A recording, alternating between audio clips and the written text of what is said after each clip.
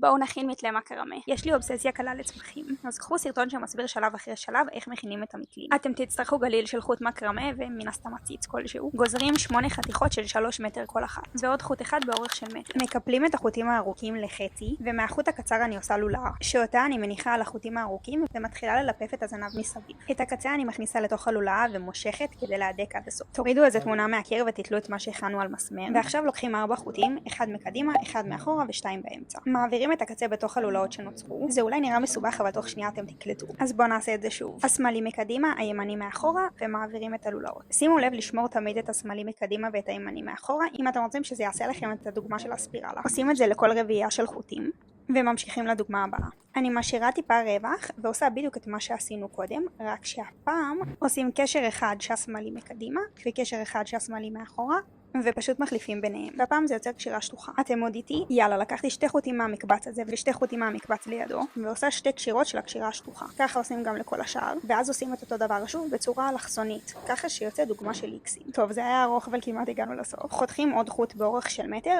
ועושים שוב את הלולאה כמו שעשינו בהתחלה. מניחים, מלפפים ומכניסים את הזנב לתוך הלולאה ומושכים. תספורת קטנה לזנבות שנשארו. אני יודעת שזה אולי היה נראה טיפה מסובך, אבל אני מבטיחה שזה אינטואיטיבי. תראו את הסרטון כמה פעמים ואתם תקלטו את זה ישר. יאללה, ביי.